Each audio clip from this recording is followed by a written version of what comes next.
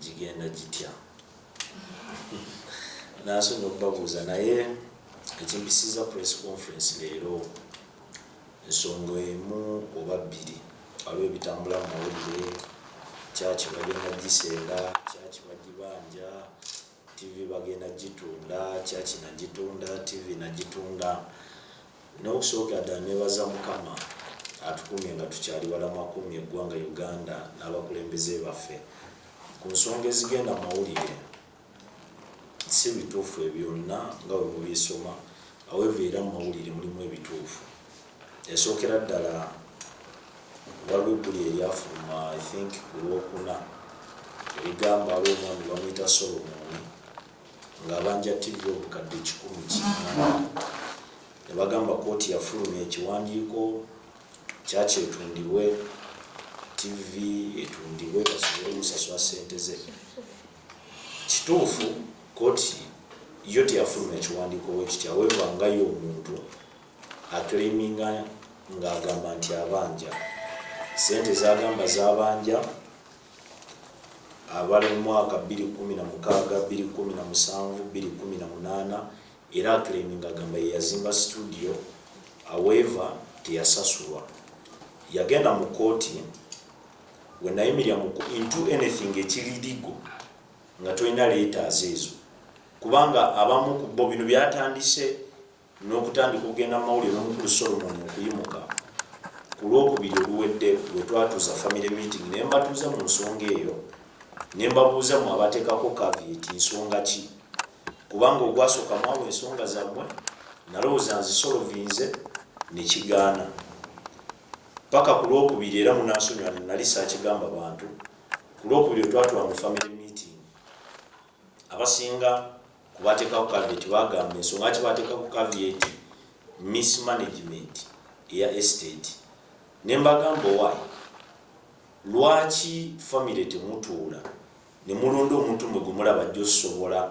okuddukanya estate eno era nenkibakwasa ne balonda ne tufuna omuntu omu mwana wa wala wa mitasise nakate ne tugamba okay kati on behalf of the family operations gwagenda okugiddukanya estate however ne mukwasaganya abantu ab'enjawulo byalina okukola nabo saafuna feedback report gye nafunye ayagala nayo kuvaawo tayagala kubiddukanya ne mugamba okay woba oyagala nsigale nga nzirukanya family operations muggyeko caveat kuba waliwo lines zesobola kusala lwansonga legal mu mateeka si recognized tebaagala bwe mutuula bwe bagamba school fees almost term I spend over million ngana kwata bana kusoma TV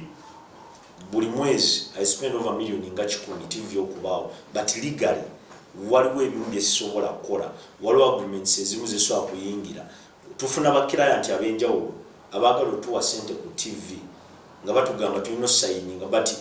mu mateeka sikiriza basigning because I'm nobody mu mateeka ebyo byonna n'obibanyonyo tubanna waliwo ba client badduka bagala tukola extension ez'obulango bagala tukola extension ya business betaaga omukono gw'omuntu addukanya TV abateereko legally mu mateeka sina kyensobola bateerawo era ba client ne bagenda. Ensonga y'omwami Kojja Kimbowa segenda munenya is a client eyasasula in advance sente ze nga wazoogera okuva mu mwaka gwa 2016 paka nga 2027 he paid in advance so yakera ku makya n'alaba nti TV mawulire baagala kugijjawo kyaki baagala gitunda is a client era nti sente ze zigenda fa era simunenya kwogera ebyo byayogera mu mawulire ye client ali mbweraliikirivu kuba I invited him mu family meeting gye twalina nga njaga abantu bano bamulabe bagezeeko omuntu abalabe ku bakirant betulina ebyava mu family meeting tebalina nsonga ze wabula bateekako obutesi caveat yangamba ekintu kimu omanyi Andrew oba muzeeyi olisese nga mpita muzeeyi bano abantu bo bano tetugenda sobola kuyita mu mbeera eno naye n'atya n'adduka. On top of that ekya Kojja Kimbowa I think yesawa abantu mbagamba amazima TV eno nekanga nga buli mwezi ino spending million 10 family yokka buli mwezi nga no spendinga milioni nga 6. Family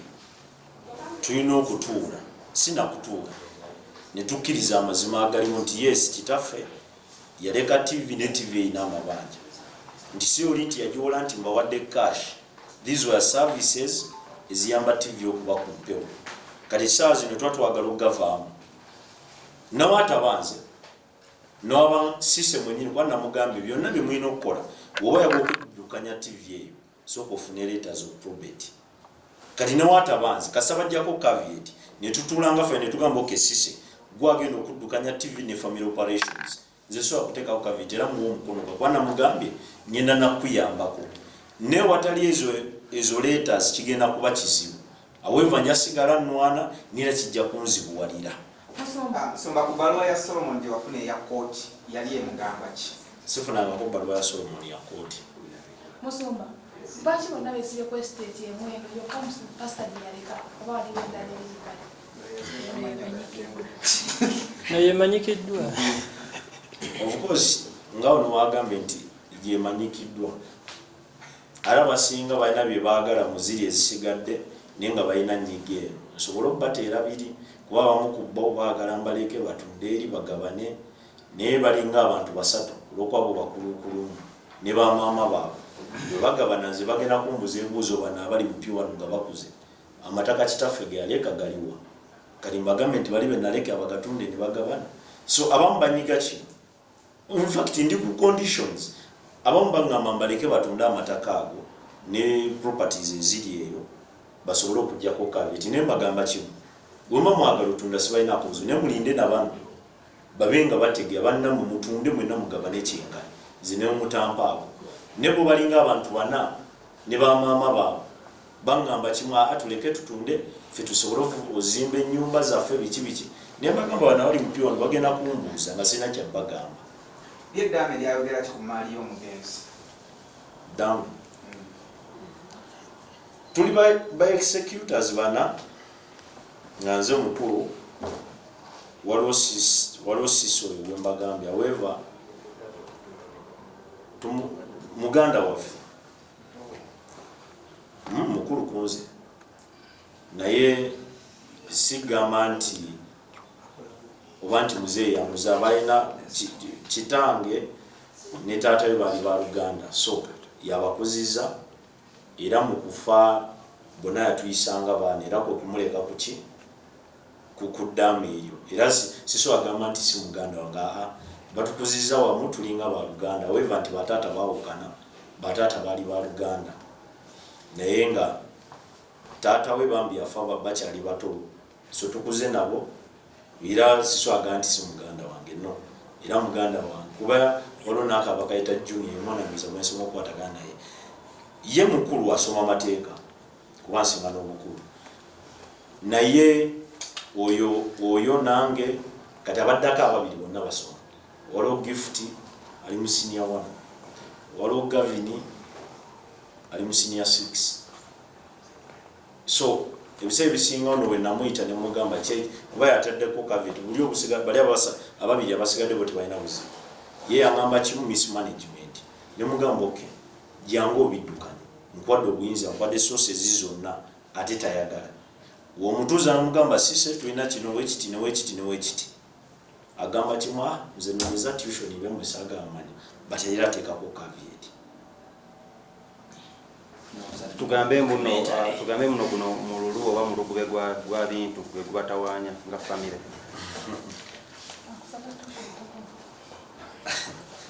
Kiyinza okiyita oyo nga okyagala ba famile nine kibuuzo kyange kiri nti no baganda bo be bakulwanisa bokka oba ne bamaama bo. Ekisinza oleeta obuzibu bamaama b'abaana bano kuba nti abasinga bonna bato the majority tebali mu kusoma naye bamaama baabwe bondo ze bakya ku makyanga bawaabwe afudde ne balowooza bizinensi yaabwe kati ekoze tebainvesting so balina demands tuvangamba wokera ku makya n'owulira nti miliyoni 4 miliyoni 5 siga nti abaana bangi nnyo wabula maama